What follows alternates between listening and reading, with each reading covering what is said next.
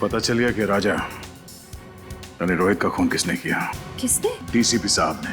अगर उनकी किसी से दुश्मनी होगी तो हमसे होनी चाहिए थी। डॉक्टर सालुंके को क्यों मारा सर? उनका दुश्मन कौन हो सकता है? दुश्मन कोई घर का ही है दया। घर के भेदी ने ही लंका ढाई है दया, और ये घर का भेदी है डीसीपी चित्रोले।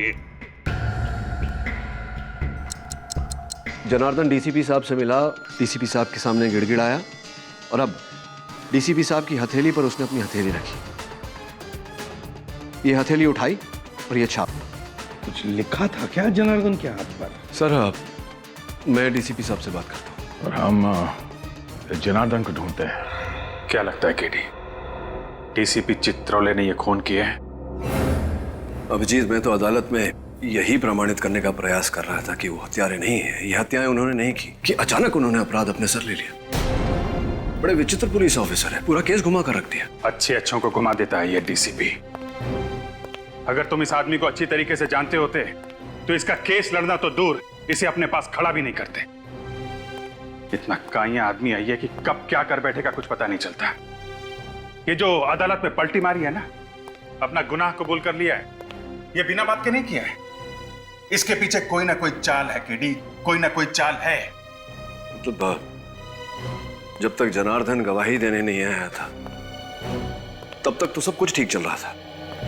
ये सब जो हुआ है जनार्दन की गवाही के बाद ही हुआ है। हाँ, जनार्दन जब डीसीपी साहब के पास जाके रोया उसके बाद ही कुछ हुआ है। करेक्ट। जनार्दन ने डीसीपी के हाथ पे कोई संदेश लिखा था जिसे पढ़ने के बाद वो घबरा गए और उसके बाद ही उन्होंने अपना बयान बदल दिया था। तुम बिल्कुल ठीक कह रहे हो अभिजीत, वो संदेश ही इस चक्रव्यूह की जड़ है। और वो संदेश क्या था वो सिर्फ जनार्दन बता सकता था, मगर वो तो मर गया। सारा सीक्रेट अपने साथ ले गया। मगर जनार्दन के हाथ से शायद तारिका को कुछ पता चल सकता है, पर तब तक हमें कोई और रास्ता निकालना होगा। अब एक ही रास्ता बचा है। समय बहुत कम है और अदालत अपना निर्णय सुनाए उससे पहले जनार्दन के हत्यारे को ढूंढना होगा। जाएगा कहां वो, उसे तो हम ढूंढ निकालेंगे। बस समय बहुत कम है केडी, समय कम है। अभिजीत, सीआईडी के लिए कोई काम मुश्किल नहीं। हाँ तारिका। सर, जितनी कोशिश करती हूँ काम में मन लगाने की, उतनी ज्यादा सालों के सर की याद आती है। देखो तारिका, मैं तुम्हारा दुख समझ सकता हूँ। वैसे सालुंके मेरा भी सबसे करीब दोस्त था। उसके जाने का दुख तो मुझे भी है। इसका मतलब ये नहीं कि मैं अपनी ड्यूटी नहीं करता। ड्यूटी तो करनी चाहिए, है ना? वैसे बहुत बुरी तरह से मारा है जनार्दन को। बड़ी खौफनाक मौत हुई है इसकी। हाँ सर, इसकी बॉडी पर मल्टीपल फ्रैक्चर्स हुए हैं। इसके सीने की रिब गेज, कंधे की हड्डी सब टूट चुकी है। इसका चेहरा भी बुरी तरह से कुचला गया है। सर, मुझे लगता है इसे मारने के लिए इसके ऊपर ट्रक या बस चलाई गई होगी। ट्रक या बस से कुचल दिया है? अगर खूनी जनार्दन की मौत एक एक्सीडेंट दिखाना चाहता था तो फिर उसने जनार्दन की लाश को उस वेयरहाउस में क्यों छुपाया? वेयरहाउस में क्यों? ये बात कुछ हजम नहीं हो रही है। सर, हाँ, इसके हथेली पर ये जो कुछ लिखा हुआ है ना? क्या लिखा है डॉक्टर तारिका? एक मिनट, अभी बताती हूँ।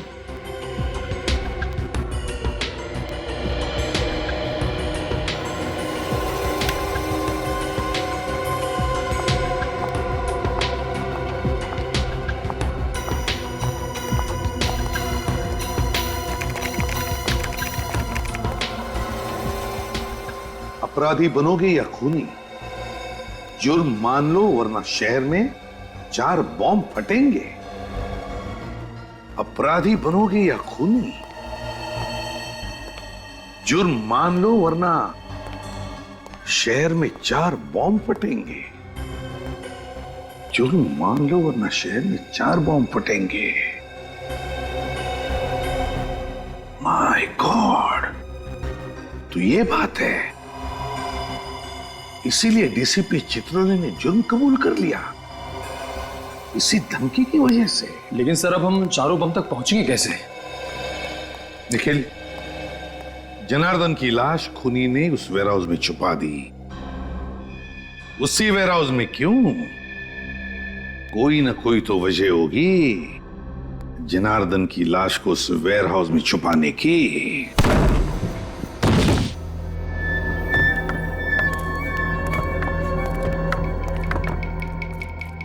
कमाल है, गोडाउन में सामान भरा पड़ा है मगर ना कोई चौकीदार ना कोई सुपरवाइजर। किसी ना किसी को तो होना चाहिए था यहाँ पे। सर, जब जनार्दन की लाश यहाँ से मिली थी तभी यहाँ कोई नहीं था। सचिन, एक काम करो, बगल में जो गोडाउन है वहां के चौकीदार को लेके वहां पे। कोई ना कोई वजह जरूर होगी कि उन अपराधियों ने जनार्दन की लाश को यहां पे लेकर आए। रजत, जरा ढूंढो बोलो। सर,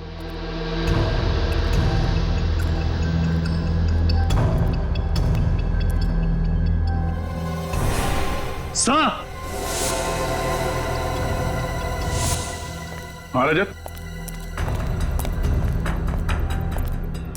सर ये देखिए। सर जरूर यहां पर कुछ डब्बे रखे हुए थे जो हाल ही में यहां से शिफ्ट किए गए। क्या होगा उन डिब्बों में? तो चेक करो।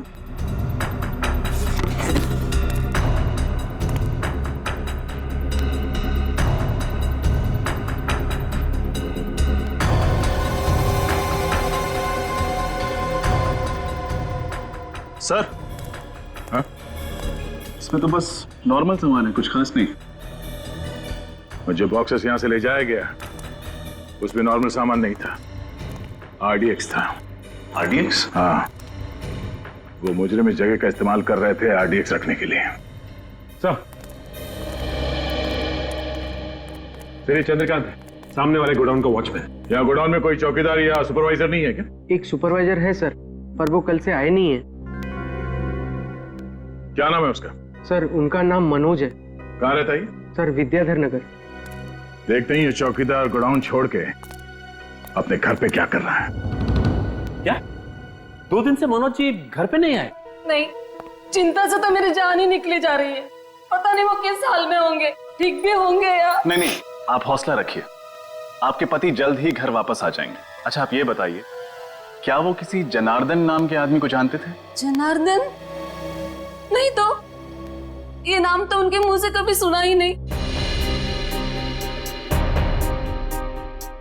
ये जनार्दन है, शायद आपने इसे कभी देखा हो। ये जनार्दन है? हाँ, आप इसे जानती हैं? हाँ, पिछले हफ्ते ये आदमी हमारे घर के सामने फोटो ले रहा था। फोटोज? किसकी? पता नहीं, मनोज पूछने गए तो कहने लगा कि मैं फ्रीलांस फोटोग्राफर हूँ और शौक के लिए गली मोहल्लों के फोटो निकाल रहा हूँ। सर, मुझे तो लगता है कि ये जनार्दन मनोज के घर की जासूसी कर रहा था।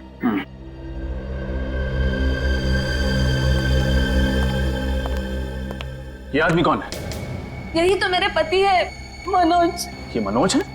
हाँ, लेकिन आप ऐसा क्यों पूछ रहे हैं? आपने इन्हें कहीं देखा है क्या? शायद। इनकी कोई मेडिकल रिपोर्ट्स हैं आपके पास? जी, अभी लाती हूँ।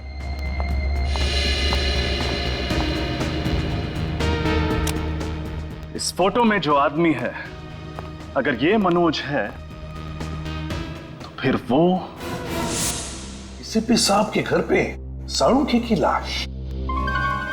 साळुंखे की लाश डीसीपी साहब के घर पर कैसे? साळुंखे, डीसीपी, ये मनोज और साळुंखे। माय गॉड, अब पता चला रजत क्यों चौंक गया था मनोज का फोटो देखकर। ये मनोज और साळुंखे, मनोज और साळुंखे एक ही कद के, एक ही रंग के हैं। ये देखो। सर, मतलब जनार्दन कहीं इसलिए तो मनोज की जासूसी नहीं कर रहा था ताकि साळुंखे के सर की जगह मनोज को। हाँ पूर्वी, ऐसा ही हुआ है, ऐसा ही हुआ है। किडनैपर्स ने सिर्फ मनोज का इस्तेमाल नहीं किया, बल्कि उसे किडनैप करने के बाद उसके वेयरहाउस में RDX रखना शुरू कर दिया। RDX रखना तो कहीं ऐसा तो नहीं कि मनोज को किडनैप करने के बाद उसका खात्मा कर दिया, मनोज को मार दिया। तो फिर अगर मनोज को मार दिया तो क्या साळुंखे जिंदा है? हाँ, जरूर साळुंखे अभी भी जिंदा है। और सब इसका डीएनए, उंगलियों के निशान सब डॉक्टर साळुंखे से मैच करते हैं।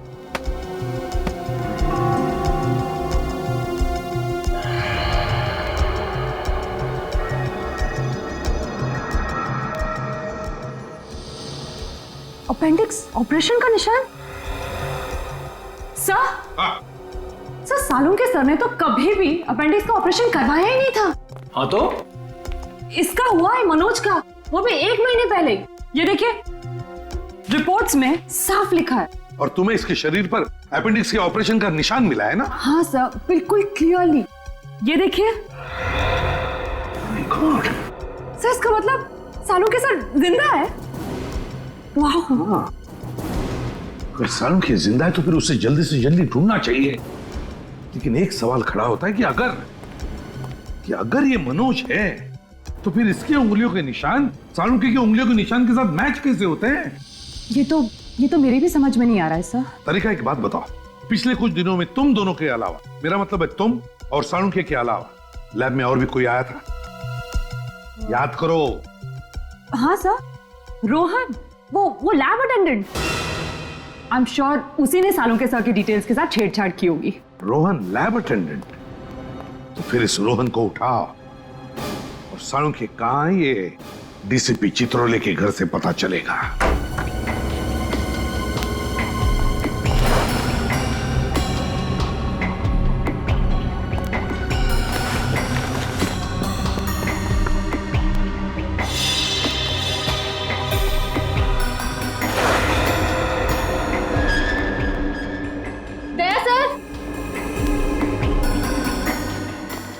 आशा?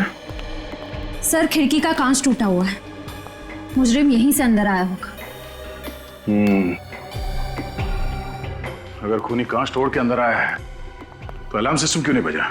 उस दिन भी जब हम दरवाजा तोड़ के अंदर आए तो कोई अलार्म सिस्टम नहीं बजा। इसका मतलब है खूनी ने अलार्म सिस्टम बंद करके रखा है।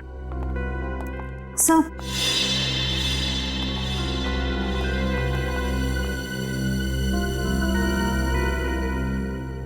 अलार्म बंद है। लेकिन सर जब मुजरिम ने खिड़की तोड़ी तब तो अलार्म बजा होगा ना, तो क्या उसने अंदर आकर ये अलार्म बंद किया? एक बार अलार्म सिस्टम बज जाए तो उसे बंद करने के लिए इसमें पासवर्ड डालना पड़ता है। लेकिन सर ये पासवर्ड तो सिर्फ डीसीपी सर जानते होंगे, तो फिर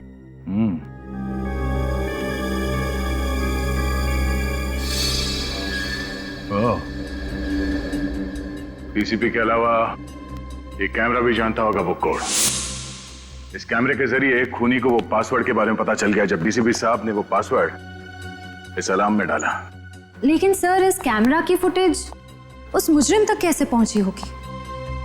सर हो सकता है उस मुजरिम ने यहाँ कहीं आसपास ट्रांसमीटर छुपा रखा हो। हाँ, ट्रांसमीटर होना चाहिए आसपास। तो खिड़कियों के आसपास देखो। Yes sir.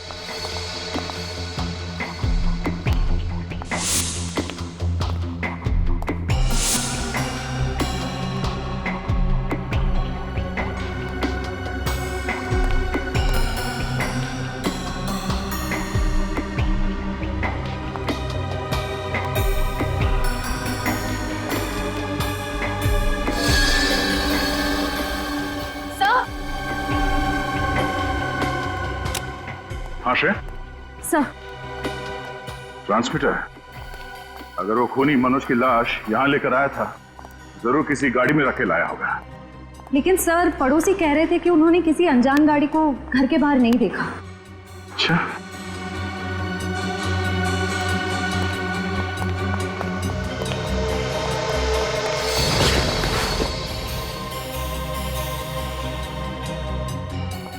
इस न्यूज़पेपर वाले ने जरूर कुछ देखा होगा।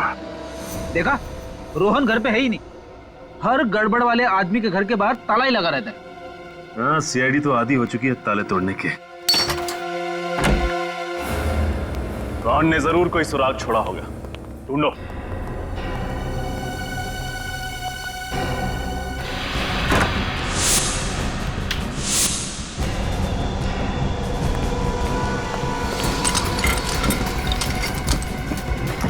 सचिन, फ्रेडे!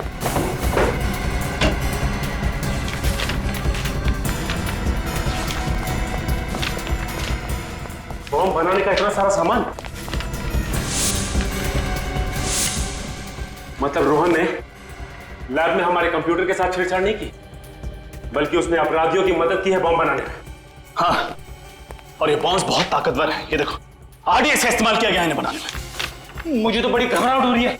अगर जल्द से जल्द रोहन को पकड़ा नहीं गया तो न जाने कितने मासूम लोग इस बम का शिकार हो जाएंगे। सब कुछ नहीं होगा फ्रेड, रोहन को हम जरूर पकड़ेंगे और बॉम्ब्स मिलने के पहले पकड़ेंगे।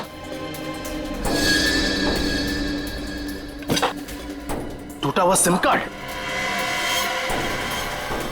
जरूर रोहन ने नया सिम कार्ड खरीदा होगा।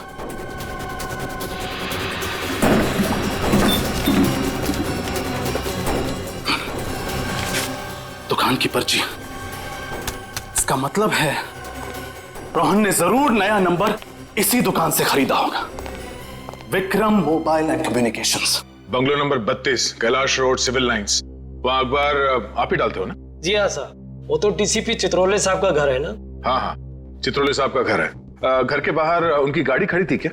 सिल्वर रंग की वो लेस्कोटना गाड़ी? हाँ वही कार। नहीं साहब, उनकी गाड़ी वहां नहीं खड़ी थी और घर पर ताला लगा हुआ था, इसलिए मैं पेपर बाहर डाल के चला गया था। अच्छा, किसी और की गाड़ी खड़ी थी उनके घर के बाहर? हाँ साहब, घर के बाहर 2 गाड़ियां खड़ी थी। एक ब्लैक कलर की थी एल्सो ब्रांड की, और दूसरी थी व्हाइट कलर की वैन। दया, ब्लैक कलर की एल्सॉप गाड़ी तो साळुंखे की भी है, और ये सफेद रंग की वैन किसकी हो सकती है? आपने उस वैन का नंबर देखा था? सर नंबर तो नहीं देखा, लेकिन उसके पीछे कुछ शेर का स्टिकर लगा हुआ था। सर अगर ये शेर का स्टिकर किसी कंपनी का लोगो होगा तो हम इसके बारे में नेट से पता कर सकते हैं। हाँ तो फिर करो, जल्दी करो, देखो।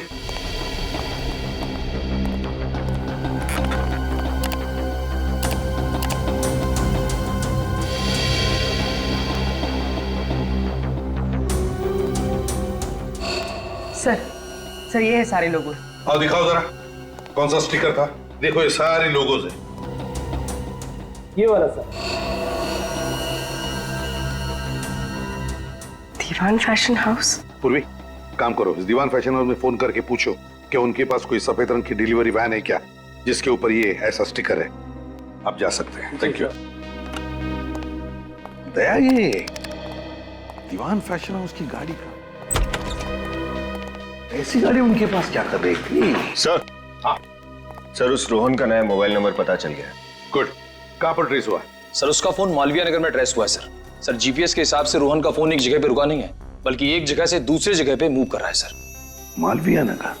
हेलो दीवान फैशन हाउस, हाँ मैं सीआईडी से इंस्पेक्टर पूर्वी बोल रही हूँ। आपके पास कोई सफेद कलर की डिलीवरी वैन है?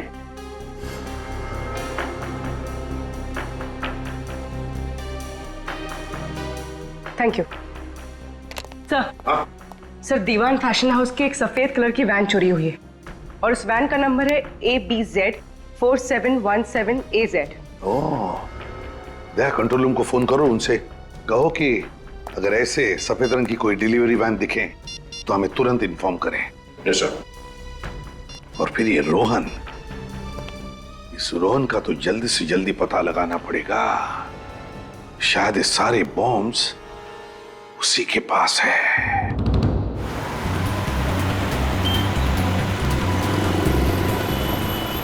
तेरी रोहन का मोबाइल प्रिंस रोड की तरफ मुड़ गया।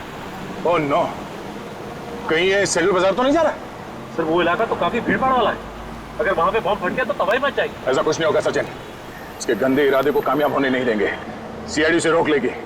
एक काम करते हैं, आगे से राइट लेते हैं, शैतान चौकी से शॉर्टकट है सीधे सेंट्रल बाजार जाने के लिए। सचिन, बॉम्ब स्क्वाड को फोन करो और उन्हें फौरन सेंट्रल बाजार पहुंचने के लिए बोलो। Bomb squad?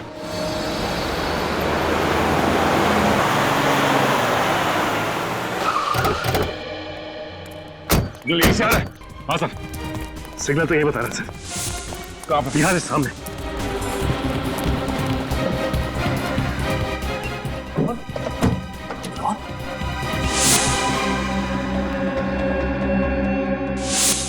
ये जिंदा है। एम्बुलेंस बुलाओ। सचिन जल्दी। अजित इसे बाहर निकालो। संभाल के। गोली सीधे छाती पे मारी है।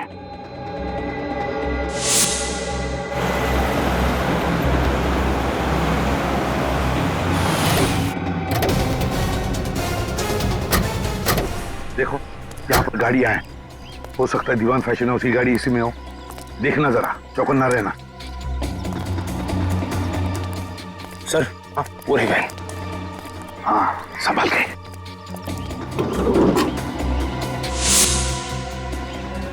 गाड़ी को अंदर से अच्छी तरह से चेक करो, देखो कोई ना कोई सुराग जरूर मिलेगा।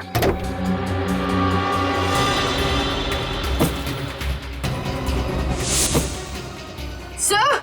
हाँ क्या हुआ? तलाश। इसके कपड़ों से तो लगता है ये इसी वैन का ड्राइवर है। सर लगता है ये मुजरिम उन सभी लोगों को मार रहा है जिन्होंने उसका साथ दिया। हाँ पूर्वी, इसीलिए तो रोहन को भी गोली मारी उसने। सर इसकी जेब में कोई आईडी तो नहीं, बस ये मोबाइल फोन है। दीवान फैशन हाउस का नंबर है, लेकिन कांटेक्ट नंबर नहीं है। अरे फोन रिकॉर्ड्स में इनकमिंग आउटगोइंग कुछ भी नहीं।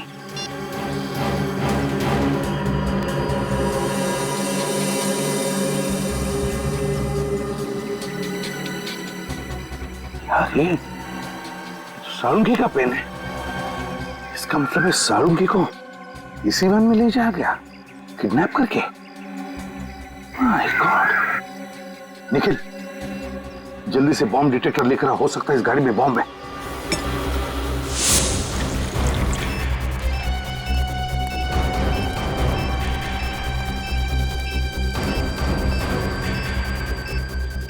गाड़ी के नीचे भी नहीं, गाड़ी के अंदर भी नहीं है, तो फिर कहां है? सिग्नल तो आ रहा है, सिग्नल बढ़ते ही जा रहा है। इनके आसपास से आवाज आ रही।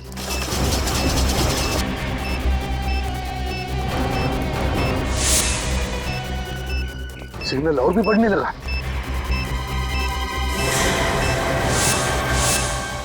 ये बैग निकल घोड़े से।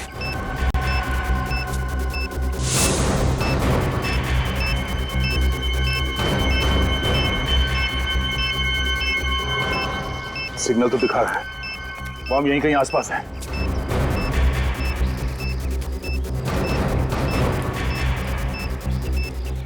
बॉम्ब इसी बैग में है। लोगों को हटाओ यहाँ से, खाली करो जगह को। सब लोग पीछे। भाई साहब इधर सीआईडी इन्वेस्टिगेशन चल रहा है, आपकी जान को खतरा है। चलिए बाहर बाहर प्लीज। एक्सक्यूज मी, आप लोग भी चलिए प्लीज, आपकी जान को खतरा है। चलिए प्लीज प्लीज जाइए।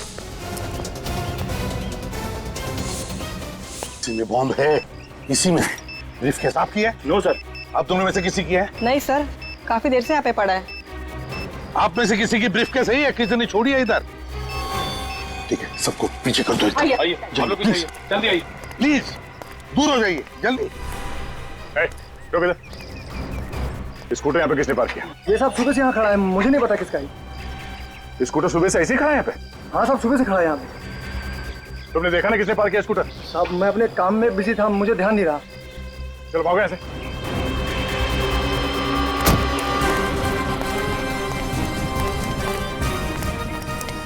विकी सर, बॉम्ब से राइट सर। विकी बहुत क्रिटिकल सिचुएशन है, हमारे पास टाइम बहुत कम है। इस बैग में बॉम्ब है, जल्दी से डिफ्यूज करो उसे। लेकिन सर इस ब्रीफकेस के कोड तो लॉक है। नंबर लॉक खोल कर देखते हैं, खुलता है क्या?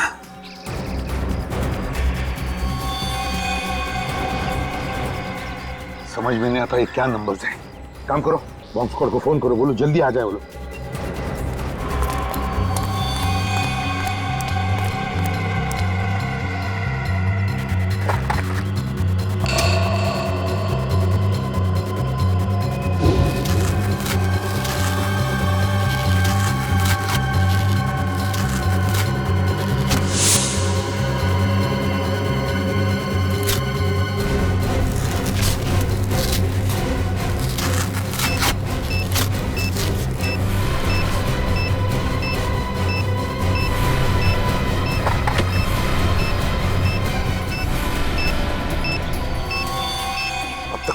फोन कैसे? तो मैंने बॉम्ब स्क्वाड वाले से बात की, वो कह रहे कि आधा घंटा और लगेगा होने में। और आधा घंटा? देखिए आधा घंटा बहुत लेट हो जाएगा। बताइए बॉम्ब डिफ्यूज कैसे करना है? हाँ मैं एसीपी प्रद्युम्न बोल रहा हूँ। एक मिनट, स्पीकर फोन ऑन करो जल्दी।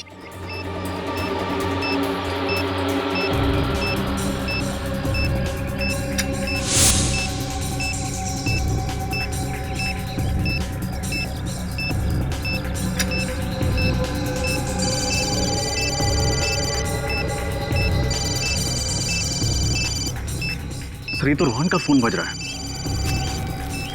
कोई लैंडलाइन नंबर है। सर फोन नहीं उठाएगा, अगर फोन रिसीव किया तो बम फट जाएगा सर, इसका कनेक्शन इससे है सर। व्हाट? जल्दी कुछ कीजिए। हाँ बॉम्ब पे टाइमर लगा हुआ है, टाइमर बंद है, घड़ी बंद है। वो है उसमें दूसरा तार लगा हुआ है, पीले रंग की, लाल रंग की और नीले रंग की वायर्स हैं। एक काम करिए, पहले आप पीला वाला वायर काटिए। पीला वाला?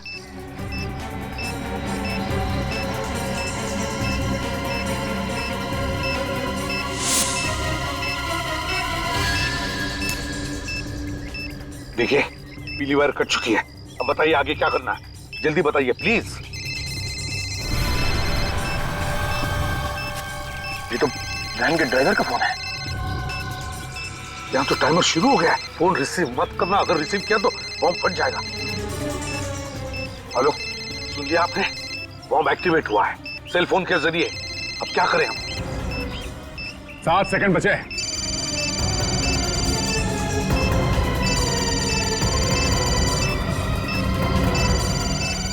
जल्दी करो विकी, सिर्फ 3 सेकंड बचा है विकी, जल्दी करो।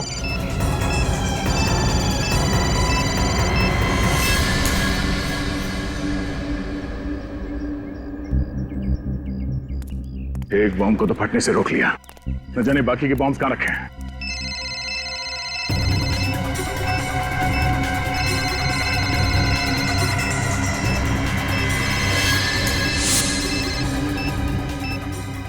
हेलो लाल वाला काट दिया, अब देखो सिर्फ 30 सेकंड बचे, जल्दी बताइए क्या करना है। आप लोग भाग जाइए वहां से, हट जाइए पीछे, माय गॉड, वाला है। जल्दी लेट्स गो, चलो जल्दी।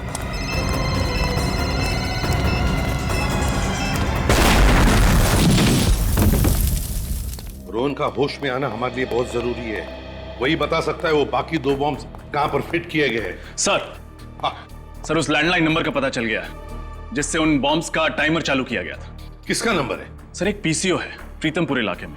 मैंने पीसीओ के मालिक से पूछताछ की, लेकिन उसे तो बॉम्ब्स के बारे में कुछ भी नहीं पता। उसे भी कुछ नहीं पता? या तो रोहन बेहोश है, फिर प्रीतमपुर के पीसीओ वाले को बॉम्ब्स के बारे में कुछ पता नहीं, तो फिर ऐसी कौन सी कड़ी है जो हमें उन बॉम्ब्स तक पहुंचा सकती है? सर शायद डॉक्टर सालुंखे हमें कुछ बता सके। हाँ सालुंखे बता सके। अगर हम सालुंखे तक पहुंच गए ना तो सालुंखे हमें जरूर उन 2 बॉम्ब्स के बारे में बता सकेगा। सर एक ऐसा सुराग पता चला है जिससे शायद हम लोग डॉक्टर सालुंखे तक पहुंच सकेंगे। कैसा सुराग? सर मैं दीवान फैशन हाउस रहा हूँ, वहाँ के मैनेजर ने मुझे बताया कि वहाँ से निकलने से पहले उस कार्गो वैन ने 12,500 किलोमीटर की दूरी तय की थी। और जब हमें वैन मिली तब कितनी चली थी? Sir 12,550 kilometre. मतलब वैन फैशन हाउस से निकलने के बाद 50 किलोमीटर चली थी। और सर ये वैन हमें जहां पर मिली है वहां से फैशन हाउस की दूरी लगभग 30 किलोमीटर है। तो मतलब वैन 20 किलोमीटर ज्यादा चली है। तो इसका मतलब है जहां पर वैन मिली थी वहां से 10 किलोमीटर के दायरे में ही सालुंखे को कहीं पर बंदी करके रखा है। और ये जगह जरूर किसी बीच के आसपास है, क्योंकि वैन के टायर से और ड्राइवर के जूते से हमें रेत मिली है। जरा मैप दिखाओ। Yes sir.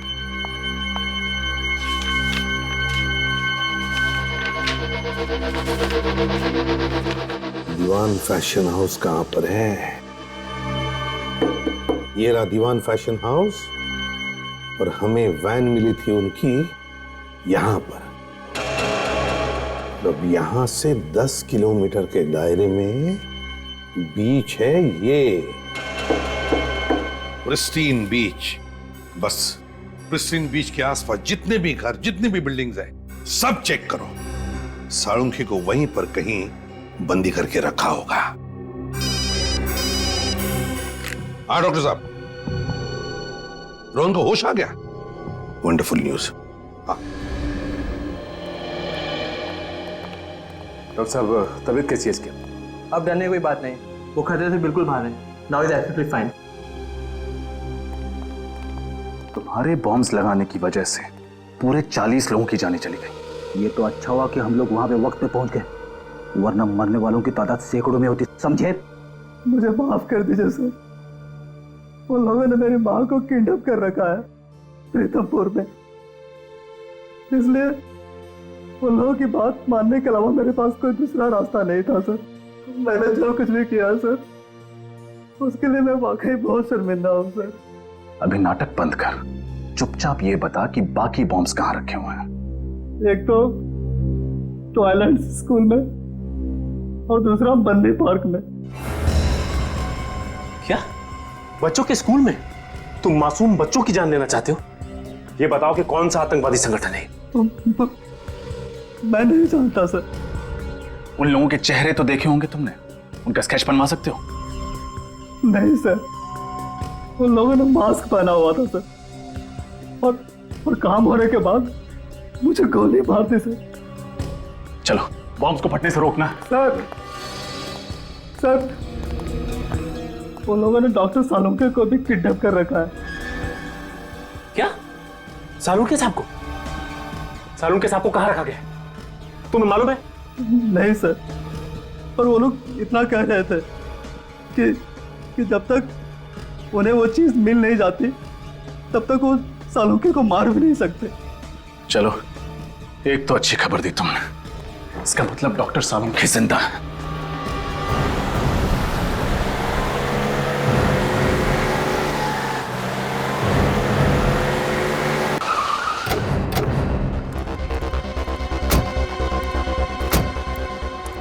सचिन, फ्रेडी, पूरा एरिया छान मारो। तुम? हाँ साहब।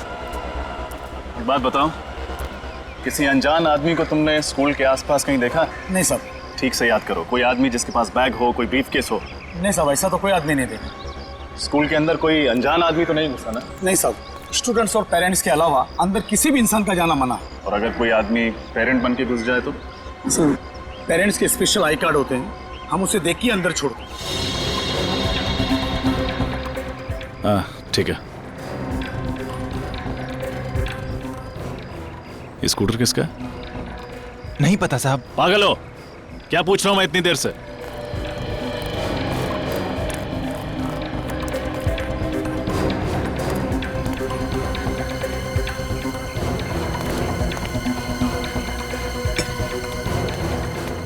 अरे भाई साहब, क्या कर रहे हो आप?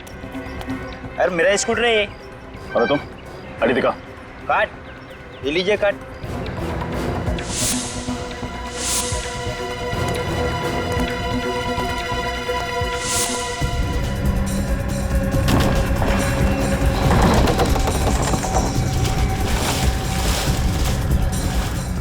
चल।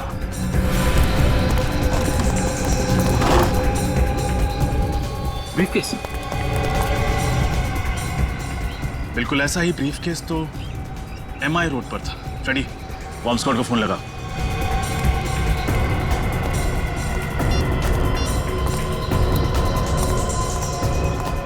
Hello, bomb squad. हाँ सर, बॉम्ब डिफ्यूज हो गया सर। Thank God. हाँ सर, हम लोग पार्क पे पहुंच गए sir. Okay sir. Sachin, Rajat, park खाली करो जल्दी, बॉम्ब ढूंढो। चलिए आप लोग यहाँ से बाहर जाइए, पार्क से बाहर जाइए जल्दी। बंटी, आप लोग भी प्लीज। CID इन्वेस्टिगेशन चल रही है, प्लीज जगह खाली कीजिए। खाली कीजिए, खाली कीजिए, पार्क खाली कीजिए, जल्दी जल्दी प्लीज।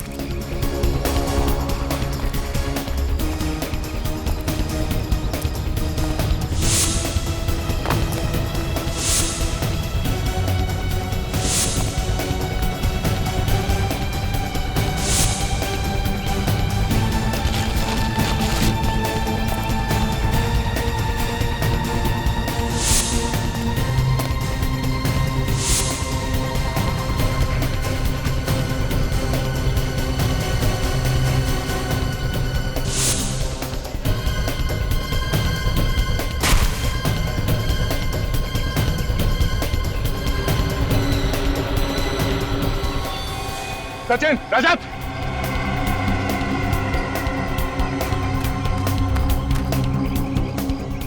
ब्रीफकेस, शायद इसी में बॉम्ब है। बॉम्ब स्क्वाड को फोन करो जल्दी।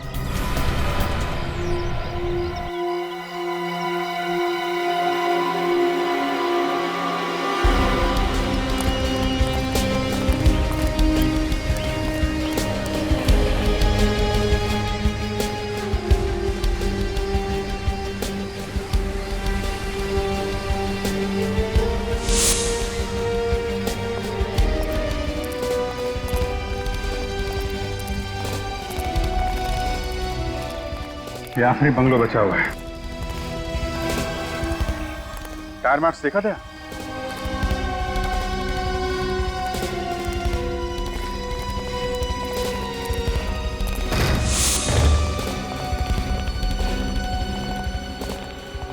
दाईं तरफ देखो।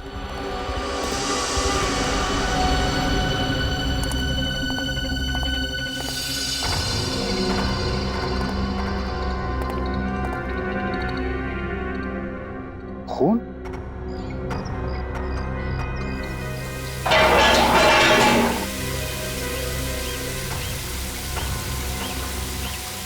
सालों के सर? सर!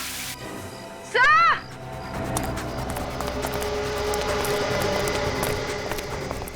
क्या हुआ पूर्वी? सर ये देखिए। Oh my God! डॉक्टर साहब! डॉक्टर साहब!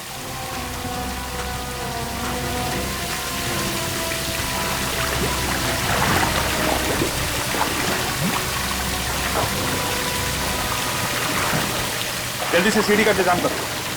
पानी बंद करो।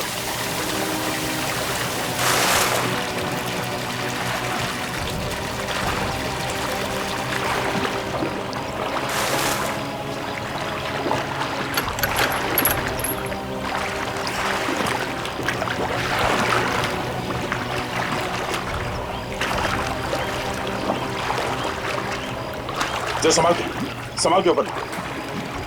हाँ, ओके।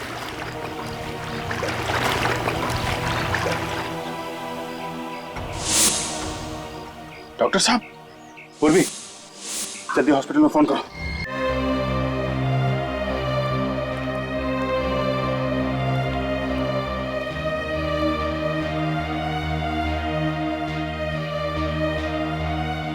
सांख्य,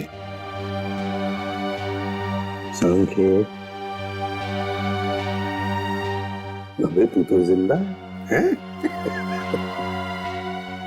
कहा था ना मैंने, इतनी जल्दी शहीद नहीं होने दूंगा मैं तुझे।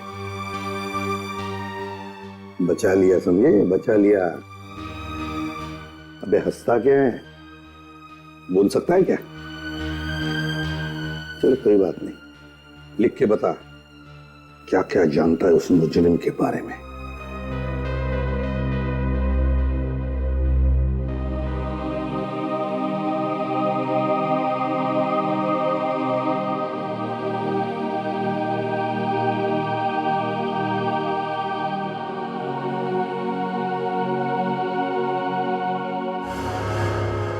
तीजा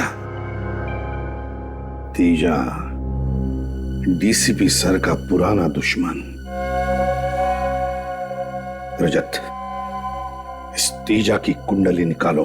सर, ये देखिए, आज से 10 साल पहले डीसीपी साहब ने इस तेजा को जेल की चक्की पिसवाई थी।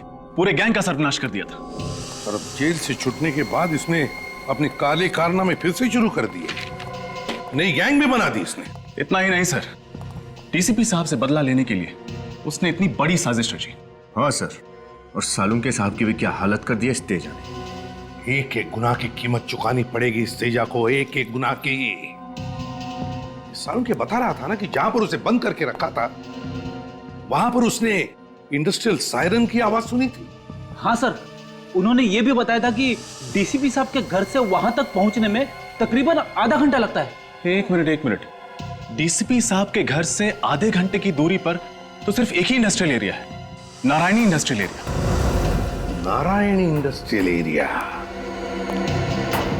तो फिर इस तेजा के गुनाहों का महल इस नारायणी इंडस्ट्रियल एरिया में ही है।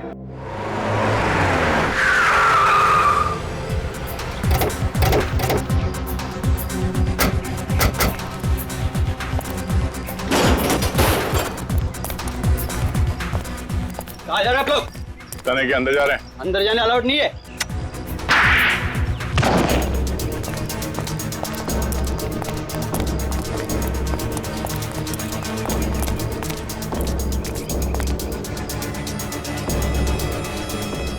संभाल के, पता नहीं कितने लोग हैं अंदर।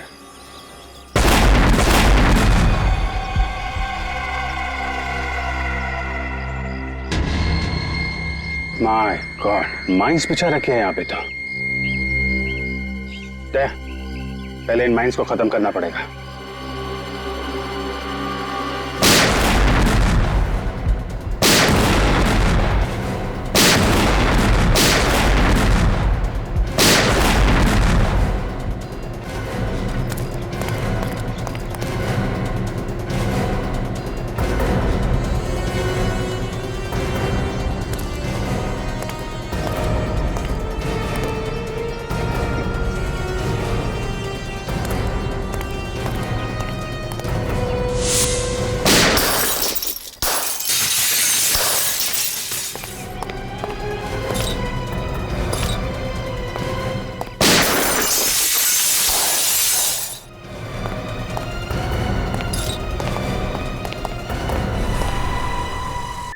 शेर की गुफा में तुम्हारा स्वागत है।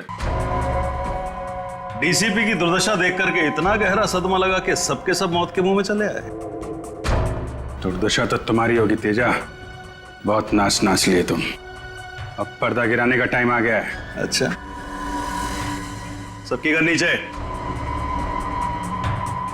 जल्दी नीचे रखो, नीचे रखो वरना खोपड़ी उड़ा दूंगा इसकी। नीचे देख तेजा, अभिजीत को कुछ नहीं होना चाहिए, वरना तेरी जिंदगी को मैं एक भयानक सपना बना दूंगा। गन नीचे रखो, जल्दी। अभिजीत को कुछ नहीं होना चाहिए। बहुत याराना लगता है। अभिजीत, दया दया अभिजीत हैं? तुम्हारी दोस्ती के काफी किस्से सुने हैं तेजा ने, मगर आज दोस्त को अलविदा कहने का वक्त आ गया, क्योंकि अभिजीत तो अब गया। अभिजीत को छोड़ दे, वरना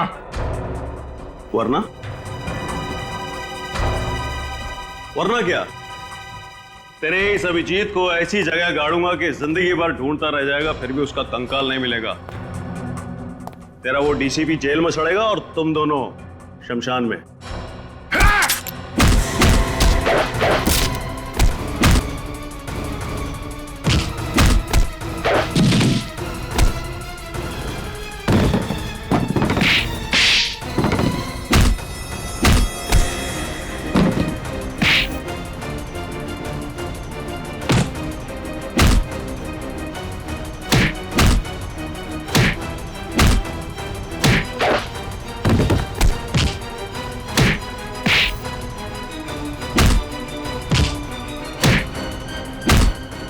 क्या बोला तू?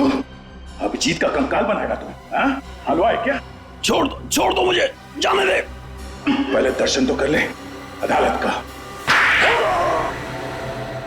6 साल पहले मुझे सालुंके की गवाही और डीसीपी चित्रोले की सलाह पर मुझे इस शहर से तड़ीपार कर दिया गया था, अपने परिवार से दूर, अपने धंधे से दूर।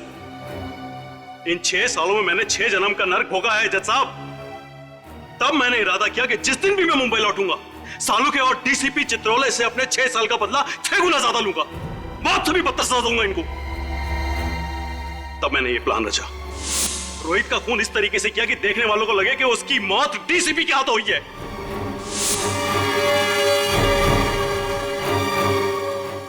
और फिर जब सालुंके डीसीपी के घर पर पहुंचा तो उसके निकलते मैंने उसे भी अगवा कर दिया।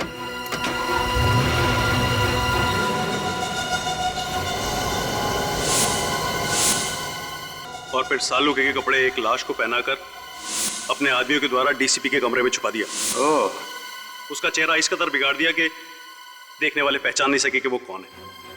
और फोरेंसिक्स की वो रिपोर्ट जो कहती थी कि वो मृत शरीर डॉक्टर सालुंके की है, वो भी स्पष्ट है कि आप ही ने बदल पाए। जी हाँ, ये काम भी मेरे आदमी ने किया।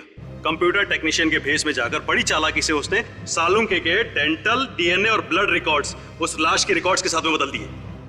राइट, और छोटू चाय वाला और ड्राइवर जनार्दन, ये भी आप ही के आदमी थे? जी हाँ, वो सब भी मेरे ही आदमी थे। मैं डीसीपी चित्रोले की बाकी की जिंदगी सलाखों के पीछे देखना चाहता था और सालुंके को अपने पास में कैद रख करके घुट घुट करके मौत देना चाहता था, लेकिन तुमने और सीआईडी ने मिलकर के सब बर्बाद कर दिया। Sorry about that. One who lives by the gun dies by the gun. Teja, जो व्यक्ति बर्बादी को पालता है उसका अंत भी बर्बादी ही होती है। The defense finally rests your hand. ये अदालत मुजरिम तेजा को अंडरकवर ऑफिसर रोहित और ड्राइवर जनार्दन के कत्ल के जुर्म में दोषी पाते हुए दफा 302 के तहत उम्र कैद की सजा सुनाती है और डीसीपी चित्रोले को इस केस से बाइज्जत बरी करती है। The case is closed.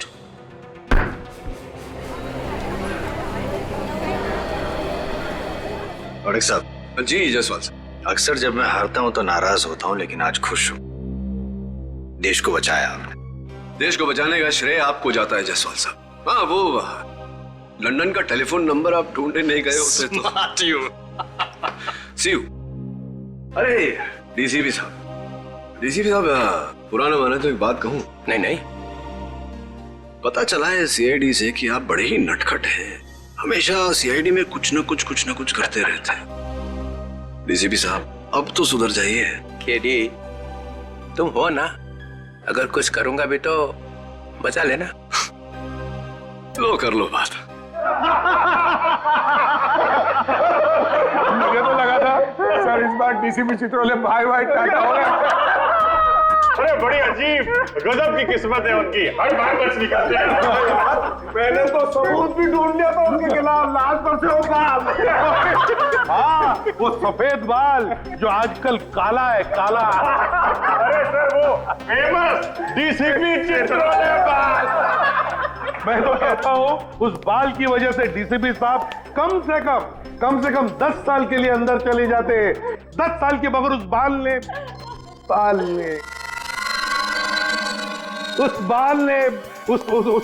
ने डीसीपी साहब की इज्जत बचा ली, मालूम है? अरे मैं तो बोलता हूँ कि ये बाल फोरेंसिक लैब में रखना चाहिए ताकि सारे स्टूडेंट देख सके। अरे क्या बात कर रहे हैं सर, डीसीपी साहब का बाल लैब में? अरे उनका बाल तो सर म्यूजियम में रखना चाहिए। अरे अभिजीत, मैं ये कह रहा हूँ कि देखो, अगर वो बाल म्यूजियम में रखोगे तो सारे स्टूडेंट्स को याद दिलाता रहेगा कि डिटेक्शन कैसे किया जाता है। डिटेक्शन कैसे किया जाता है? डीसीपी साहब ने डिटेक्शन कैसे किया? सर कैसी बातें कर रहे हैं सर, डीसीपी और डिटेक्शन? सर उनके नाक के नीचे हाथ नहीं बैठ जाएगा ना तो भी उन्हें पता नहीं चलेगा। ऐसा ये निखिल बता रहा था सर। मैंने सिर्फ बोला कि ऐसी बातें मुंह से निकालने से पहले 10 बार सोच लिया कर, मगर सर कुछ नहीं दिखता। अरे ये बात निकल गया, ये रजत भी बोलेगा, हाथी नहीं दिखता उनको।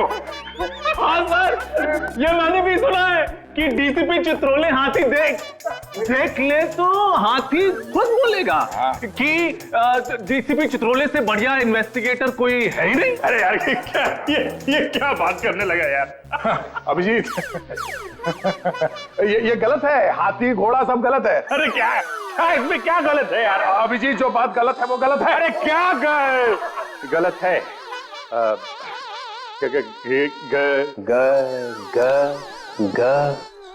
ग से गधा। से गलत है सर। मुझे हाथी घोड़ा दिखाई नहीं पड़ता है। सर मैं तो आपकी टीम में हूँ सर। क्या? नहीं सर, आपकी टीम में हूँ। धोबी का कुत्ता, ना घर का ना घाट का। सर वो तो हमने तो आपको बचाने के लिए एड़ी चोटी का जोर लगा दिया सर, दिन रात डिटेक्शन किया, वो सुराग ढूंढ के निकाला सर। वो बाल नहीं सर, वो निकाला सर, वो हाथी। सर,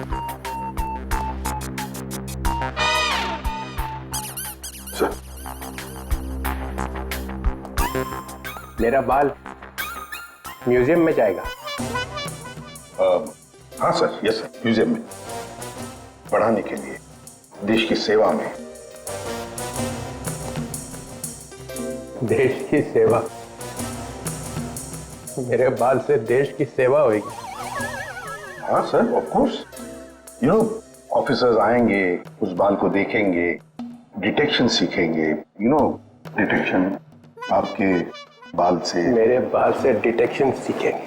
हाँ, डिटेक्शन सीखेंगे मेरे बाल से। देखो तुम लोग आगे आगे क्या होता है।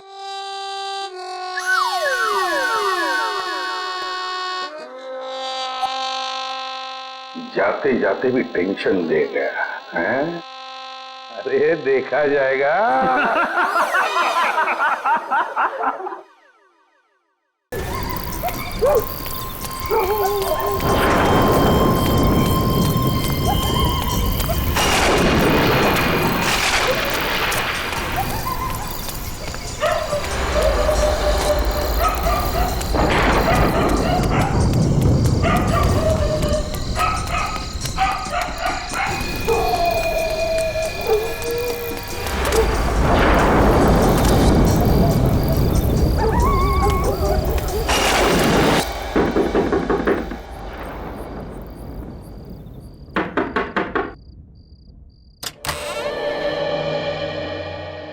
दया सर, आप कैसी हो सुषमा? मैं ठीक हूँ सर, आप अंदर आइए ना। बैठिए। सर आप बैठिए, मैं आपके लिए पानी लेके आती हूँ।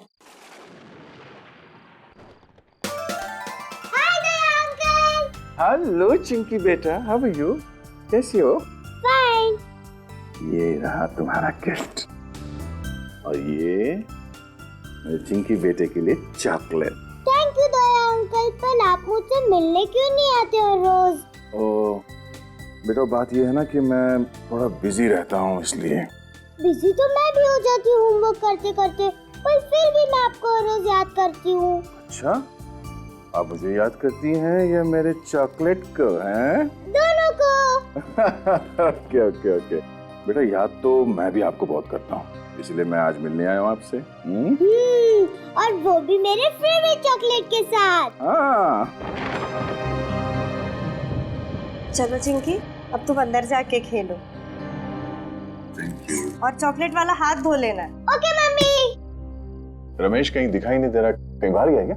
हाँ सर, दोस्त के साथ कहीं गए हैं। दोस्त के साथ?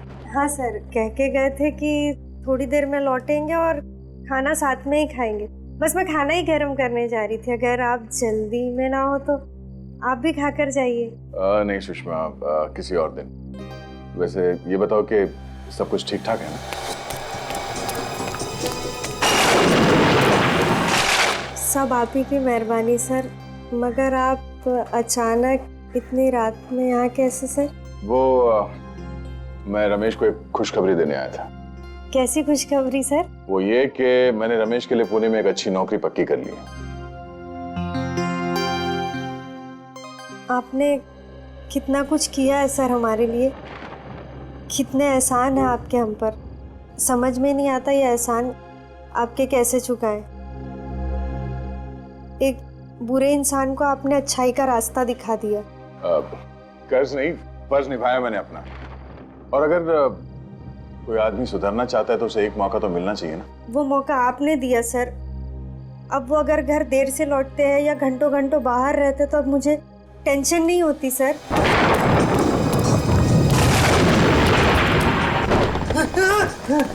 अब वो बदल गए हैं और ये सब आप ही की वजह से। सुषमा, ऐसा कुछ मत कहो प्लीज साहब, तुम मुझे शर्मिंदा कर रही हो। नहीं सर, अगर शांति से जी रहा है तो सिर्फ आप ही की वजह से। आप ही की वजह से रमेश एक क्रिमिनल का काम छोड़ के पुलिस इन्फॉर्मर बना है। जो भी है सब आप ही की वजह से।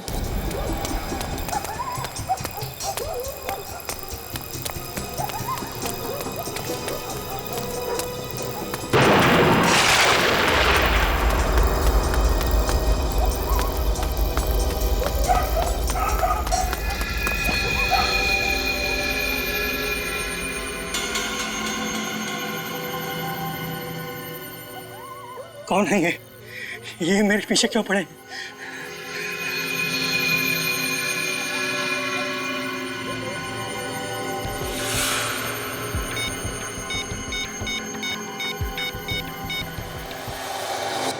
सुषमा, रमेश मेरे छोटे भाई जैसा है और उसने भी कई बार मेरी मदद की है, ऐसी बात नहीं है। काफी देर हो गई है, रमेश अभी तक आया नहीं। आते ही होंगे सर, आप बैठिए ना। एक्चुअली मुझे भी रास्ते में किसी से मिलके जाना था, तो मैं फोन पे बात कर लेता हूँ उससे, जी है ना? मैं तो कह रही थी आप खाना खाकर जाते। नहीं, वो क्या हुआ सर? लगता है मैं अपना फोन गाड़ी में भूल गया। ठीक है, मैं रास्ते में बात कर लूंगा उससे। तो अपना ख्याल रखना और चिंकी से कहना कि अगली बार मैं ढेर सारे चॉकलेट लेके आऊंगा, ठीक है? Thank you.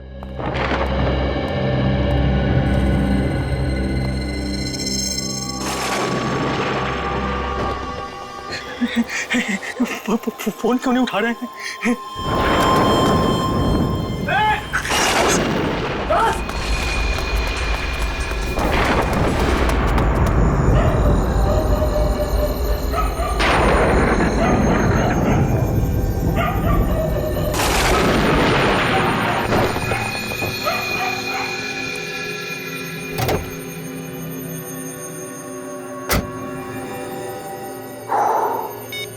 रमेश के 10 मिस्ड कॉल्स।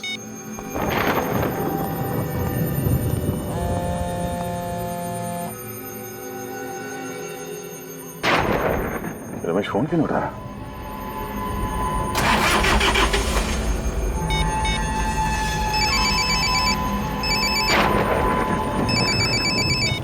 हाँ रमेश।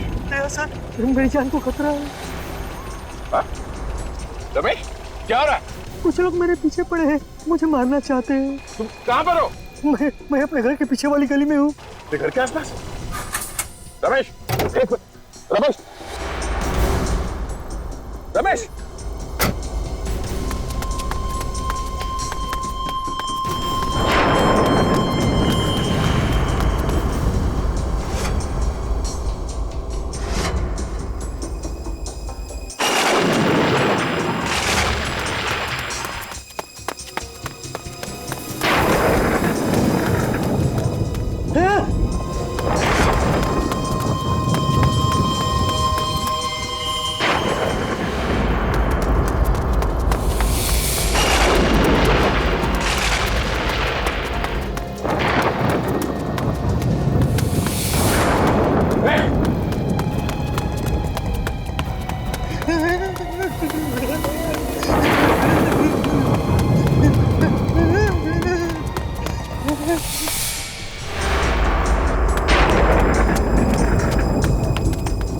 किधर गायब हो गया? पता नहीं। अभी तो इधर ही था यार।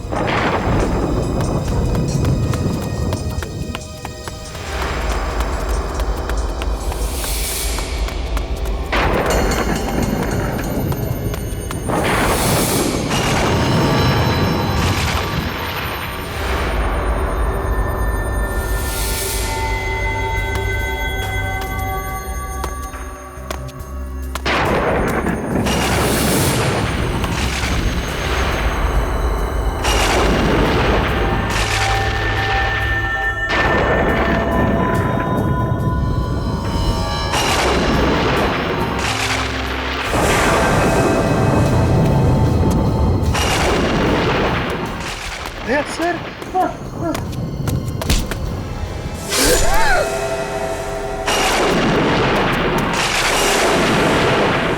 रमेश,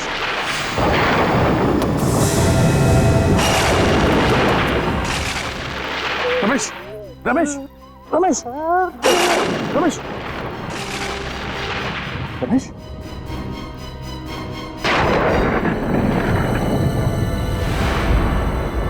रमेश,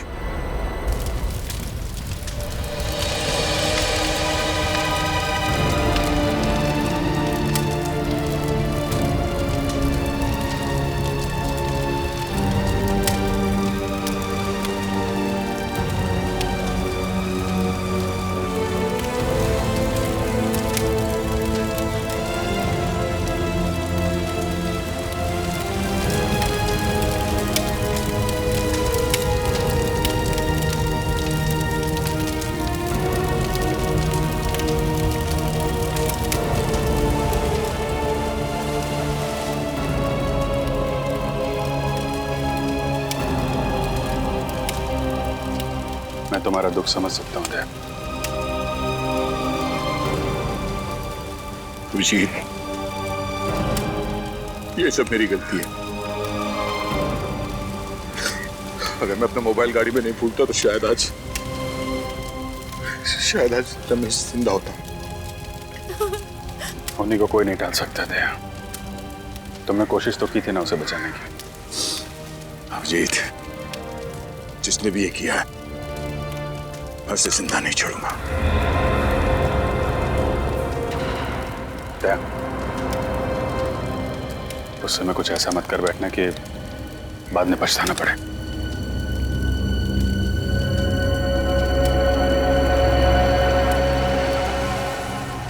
रमेश के पीछे जो भी लोग पड़े हुए थे, यहाँ पे किसी न किसी ने तो उन्हें देखा होगा।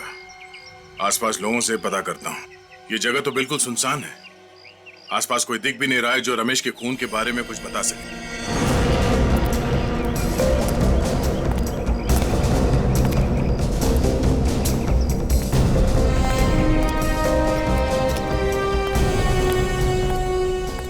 या माणसाला बघितलं का काल रात्री? काय?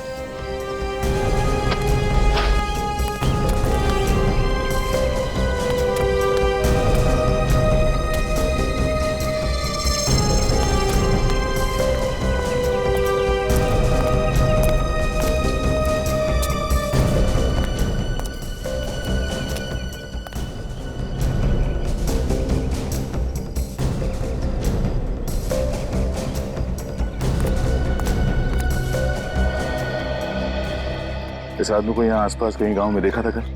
ये आदमी? नहीं साहब, किधर भी दिखाई नहीं दिया।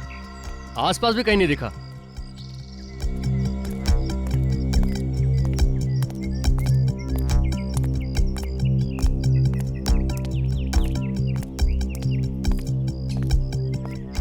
भाई साहब,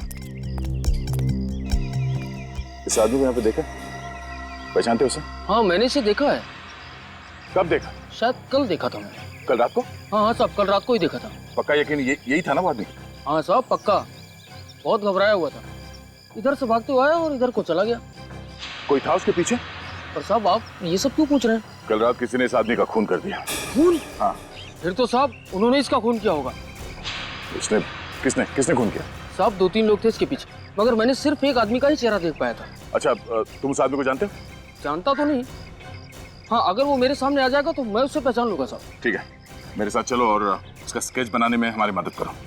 ये रोमा है, आज से हमारे साथ सीआईडी में काम करेगी, ट्रेनी के तौर पर। Thank you so much sir, ये ऑनर देने के लिए।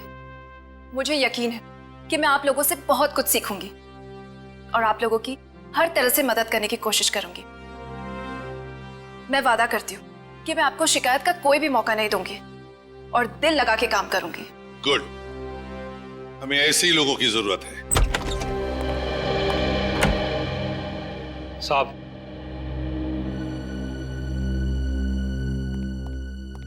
हाँ राजीव, क्या खबर लाया? साहब, कल रात को माल उतरने वाला है। कितने बजे? 11 बजे। कहाँ? Court road. खबर पक्की है? बिल्कुल। गुड सर, स्केच बन गया सर। ये है वो आदमी जो उस रात रमेश के पीछे भाग रहा था।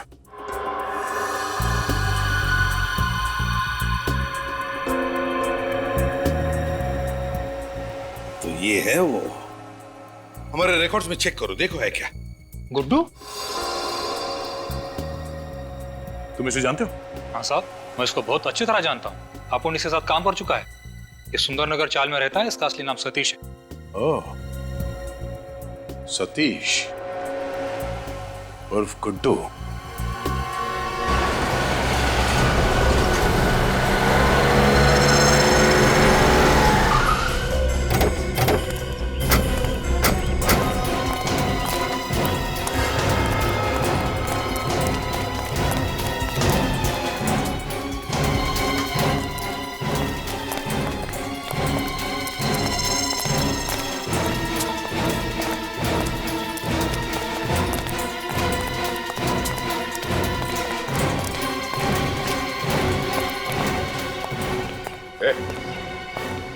गुड्डू कहाँ है? गुड्डू?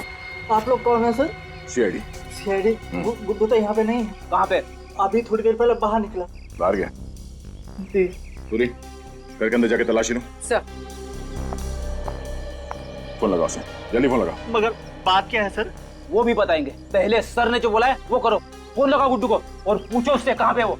और उससे ये मत बताना कि सीआईडी यहाँ पे आएगी, समझे? स्पीकर पे लगा।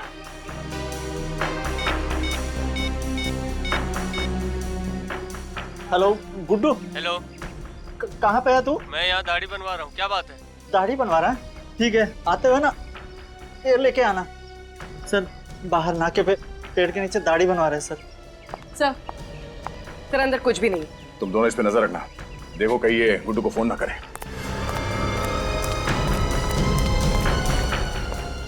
सर मुझे तो डर लग रहा है, कहीं दया सर गुड्डू को।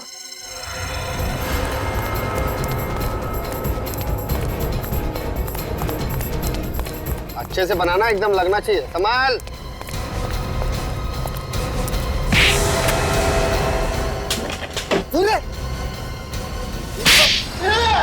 साहब कितनी बार बोलूं, मैंने रमेश को नहीं मारा साहब। नहीं मारा? नहीं मारा, नहीं मारा। फिर किसने मारा? हाँ? किसने मारा? साहब मैंने नहीं मारा, मेरा विश्वास करो साहब। आखिरी बार पूछ रहा हूँ, सच बता, क्यों मारा रमेश को? मुझे मालूम है कि रमेश को तू नहीं मारा।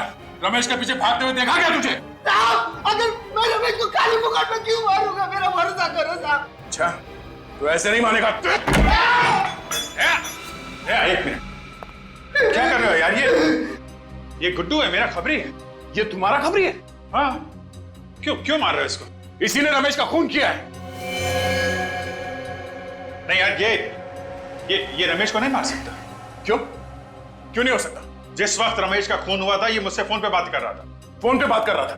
हाँ, ये चीकूवाड़ी में था, वहां पे बेटिंग का रैकेट चल रहा था, उसकी खबर दे रहा था मुझे। साहब अगर मैं चीकूवाड़ी में था तो मैं सुंदरनगर कैसे पहुंचाऊंगा रमेश को मारने के वास्ते? मतलब जिन लोगों ने इसे रमेश के पीछे भागते हुए देखा वो झूठ बोल रहे हैं? हो सकता है उन्हें गलतफहमी हो गई हो। रात का वक्त था, इसका चेहरा ठीक से नहीं देखा होगा। अभिषेक तुम यार। एक मिनट प्लीज। चल निकल यहाँ से, चलो निकलो। यार छोड़ के मत जाना, समझे?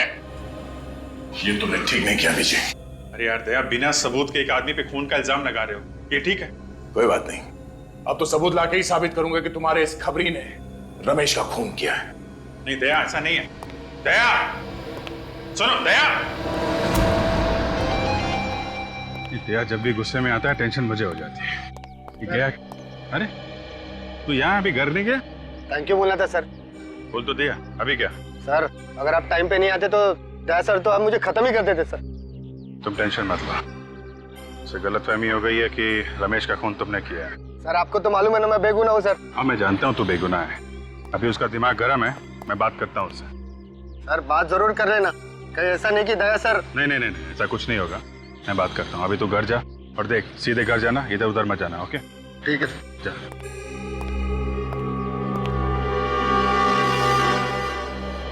बच गया गुड्डू।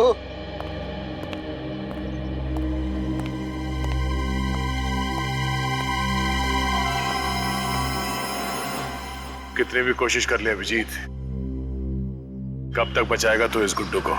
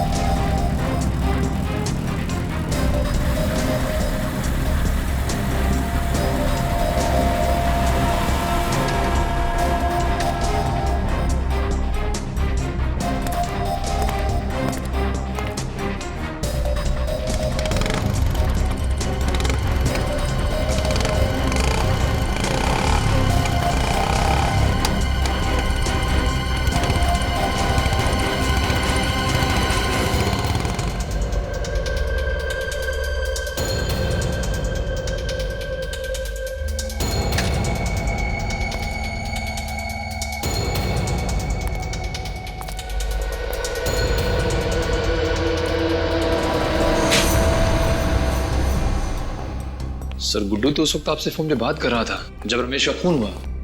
वही तो, लेकिन दया इस बात को समझने के लिए तैयार ही नहीं है। लेकिन सर वो कैसे समझेंगे? रमेश उनका खास खबरी था। खास था, लेकिन इसका यह मतलब नहीं किसी पे भी खून का इल्जाम लगा दो।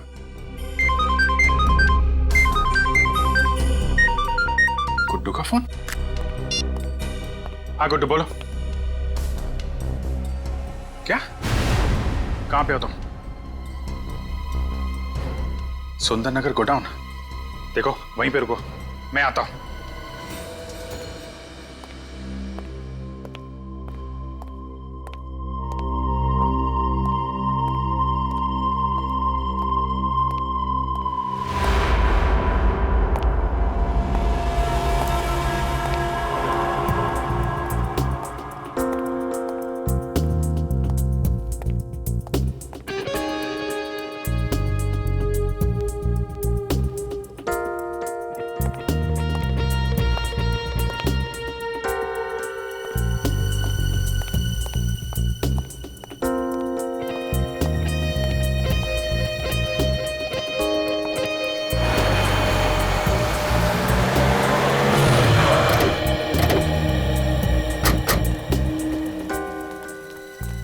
सर सतीश मतलब गुड्डू ने आपको सुंदरनगर के गोडाउन में क्यों बुलाया होगा? पता नहीं, कह रहा था उसकी जान को खतरा है।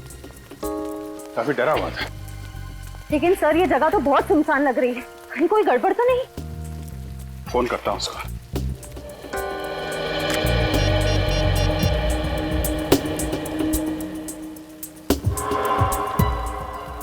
फोन क्यों नहीं उठा रहा है? सर कहीं गुड्डू को किसी ने? अंदर चलते हैं।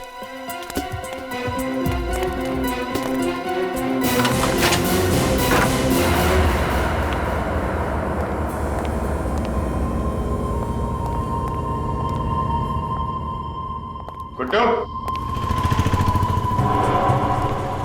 बुलेट का साउंड।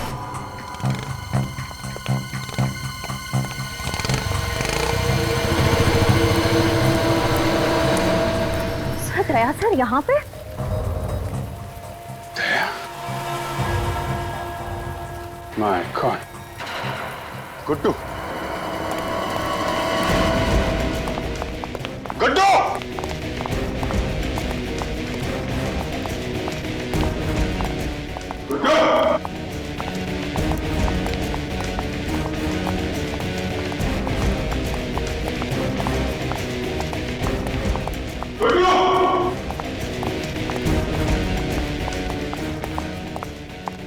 सर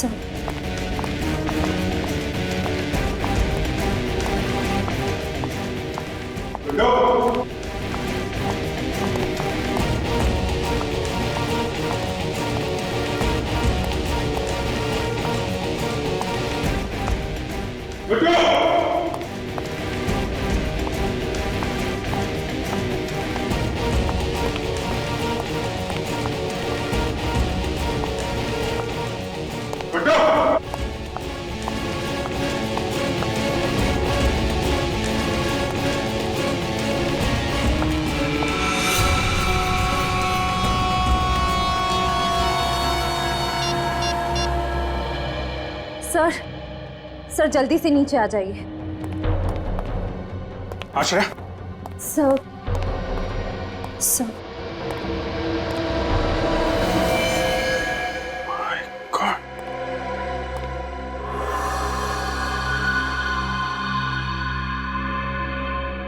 सर किसने मारा होगा गुड्डू को? दया ने। दया सर? सर दया सर ऐसा नहीं कर सकते। सुनसान जगह, गुड्डू की लाश, दया के यहां से भागना, क्या मतलब है इसका? मतलब साफ है, दया ने किया ये सब। हाँ दया, कहां हो तुम? मुझे तुमसे अभी मिलना है। वो सब छोड़ो दया, मैंने बोला अभी मिलना है, अभी के अभी, ब्यूरो में।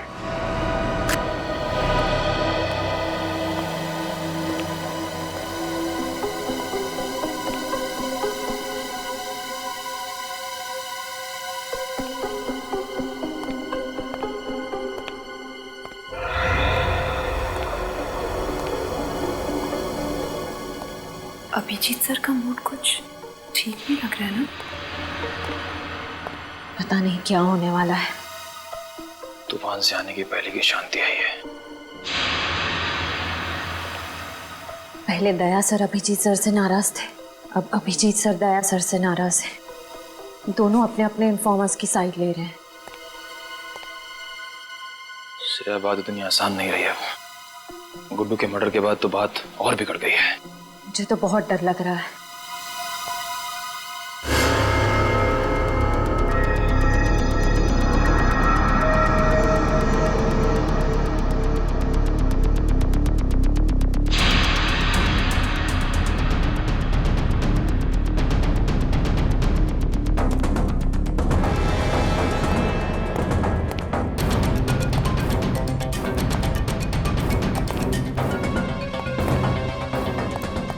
क्या बात है? क्यों बुलाया मुझे? कहाँ गए थे? तुमसे मतलब है दया, इसीलिए पूछ रहा हूँ। कहाँ से आ रहे हो? एक काम था अंधेरी में। अंधेरी में या मलाड में? कहना क्या चाहते हो? मलाड के सुंदरनगर गोडाउन में क्या करने गए थे तुम?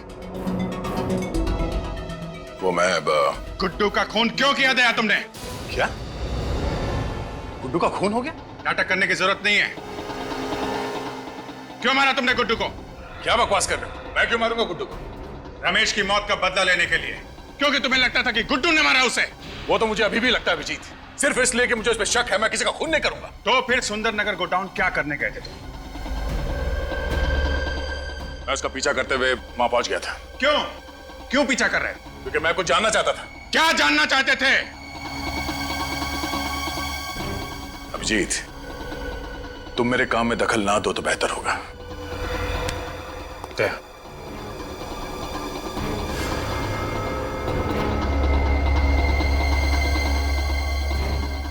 जब तक मेरे सवालों का जवाब नहीं दे देते तुम यहां से बाहर नहीं जाओगे। अभिजीत, मेरे सर पे खून सवार है। मेरा हाथ छोड़ो। अभिजीत, दया,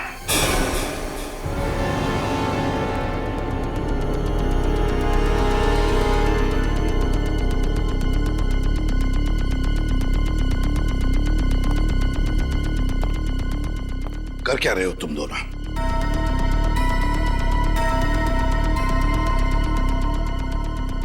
मुझे तुम दोनों से बात करनी है।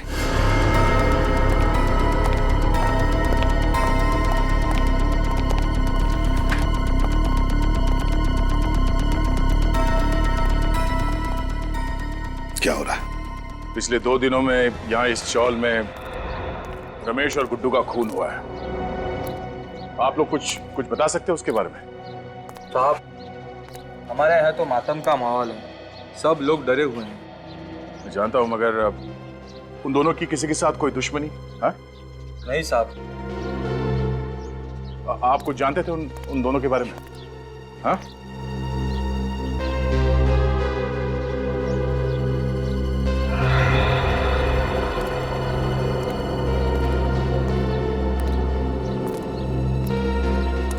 चाचा,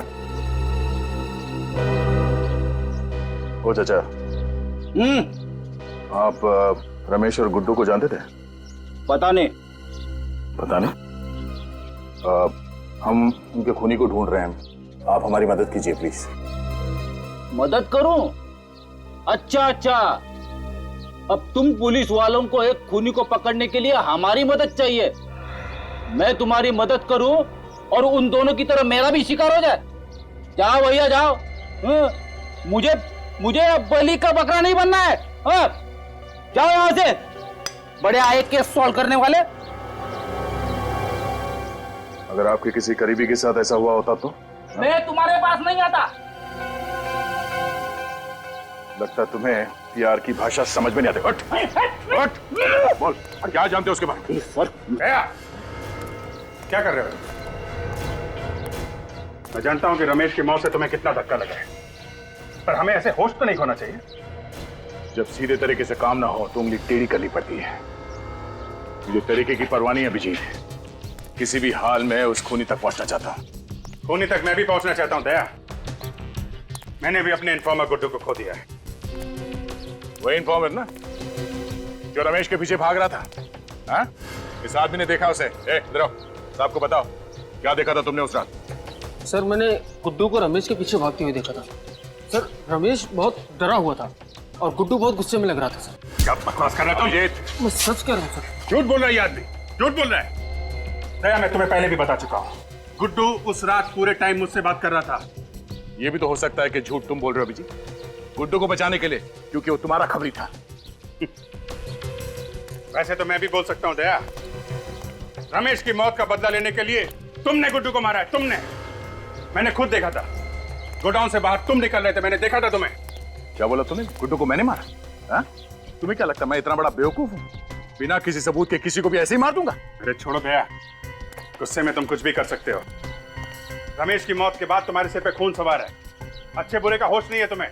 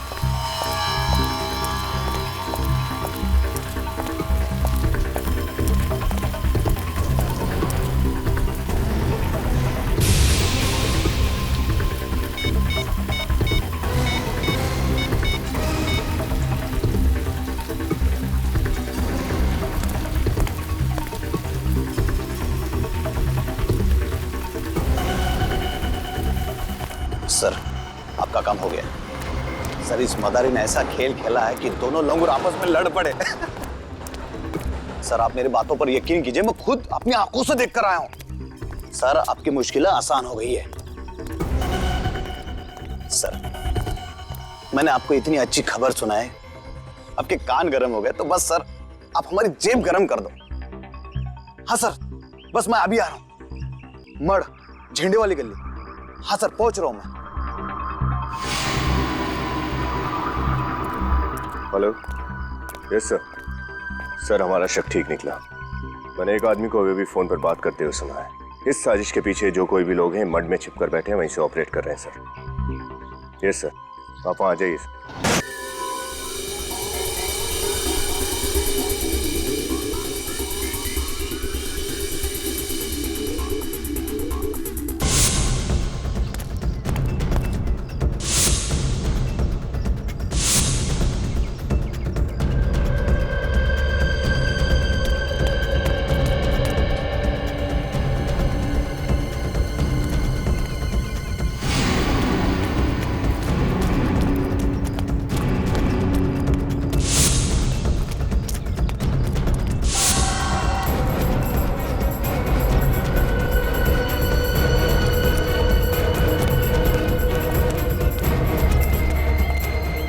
आदमी पैसे लेने के लिए इसी जगह पे आने वाला था। बड़े खतरनाक लोग हैं, संभाल के, कहीं भी छुपे हो सकते हैं।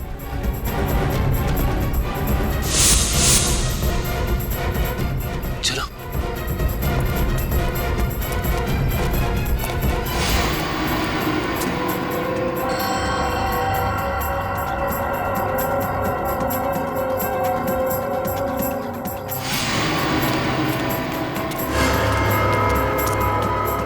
अंदर तो कोई नहीं है।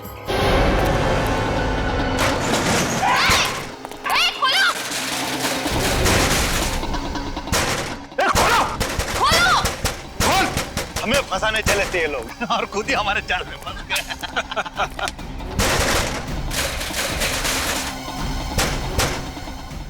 देखो बाहर निकलने का कोई रास्ता है क्या? अब सर जी का प्लान कामयाब होने से कोई नहीं रोक सकता। हाँ कोई और रास्ता ही नहीं। हाँ सर, हम फंस चुके हैं।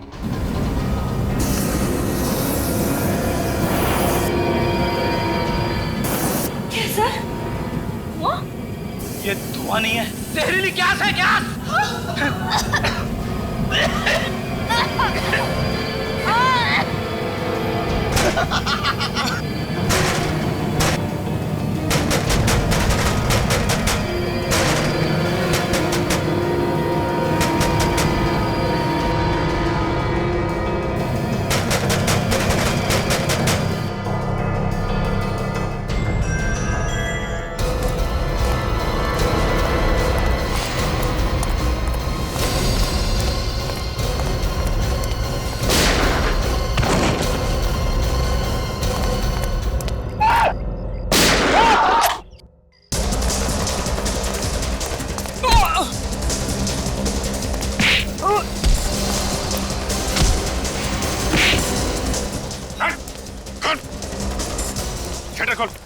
खोल जल्दी,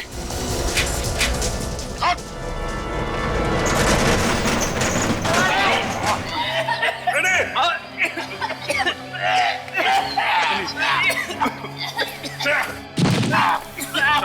संभाल के।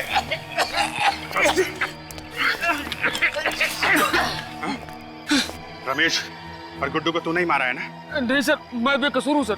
झूठ बोल रहा है? चल नहीं सर, सर मैं सच कह रहा हूँ। बंद कर दूंगा तुझे इधर। सर सर चल सर मेरी बात सुनिए सर, मेरी बात सुनिए सर, सर मेरी बात तो सुनिए सर। सर मैं सच कह रहा हूँ, मुझे तो बलि का बकरा बनाया गया सर। मैं किसी के कहने पर ही सब कुछ कर रहा हूँ। किसी के कहने पे कर रहा है ना, बाकी काम हमारे कहने पे करेगा। चल। तुम लोग हमें क्यों मारना चाहते हो? आखिर हमने तुम्हारा क्या बिगाड़ा है? बिगाड़ा तो नहीं है, लेकिन बिगाड़ सकते हो।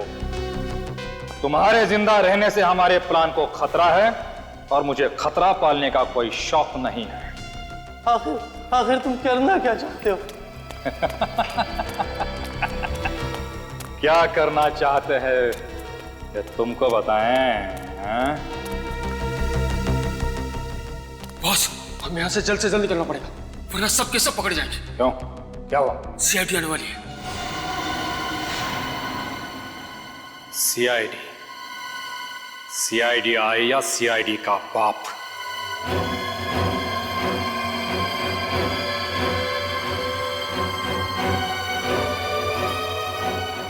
लेकिन इस एसीपी के खबरी को मुझसे कोई नहीं बचा सकता। मैं मजाक नहीं कर रहा हूँ, वो लोग आने वाले, जल्दी निकलो यहाँ से। आने वाले नहीं, आ गए हैं। तू है? हाँ मैं। छोड़ उसे। नहीं, खोलूंगा नहीं। खोल इसे। चलो साहब। राजीव, आगे मत आना। चल आगे मत आना। राजीव, आगे मत आना वरना मार दूंगा इसको।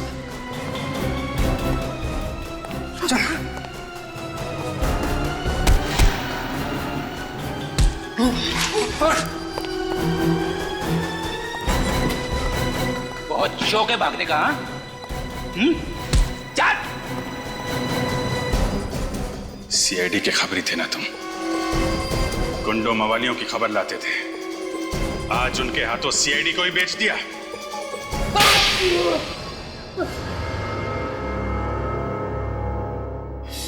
गलती हो गई साहब, गलती हो गई, माफ कर दो। चुप! गलती हो गई। तुमने गलती नहीं, गुनाह किया है। गुनाह, समझे? और गुनाह की माफी नहीं, सजा मिलती है। बताओ क्यों मारा तुमने रमेश और गुड्डू को? मैं सीआईडी के सारे खबरियों को मारना चाहता था।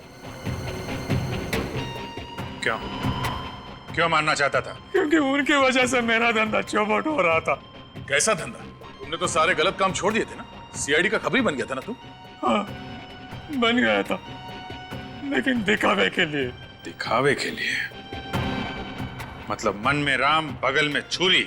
क्या करता साहब, ईमानदारी की आग से सिर्फ घर का चूल्हा जल सकता है, लेकिन महंगाई की बर्फ उस आग पर खाना नहीं पकने देती है।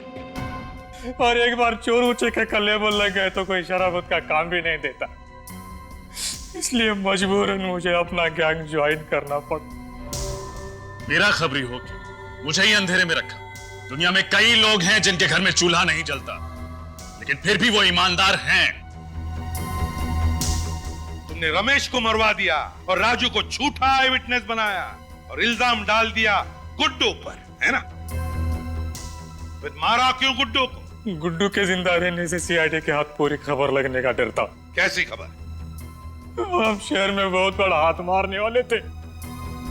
इसलिए पहले गुड्डू को मार दिया और फिर अगला टारगेट बनाया एसीपी साहब के खबरी को। हाँ साहब, आज हम उसे मारने वाले थे।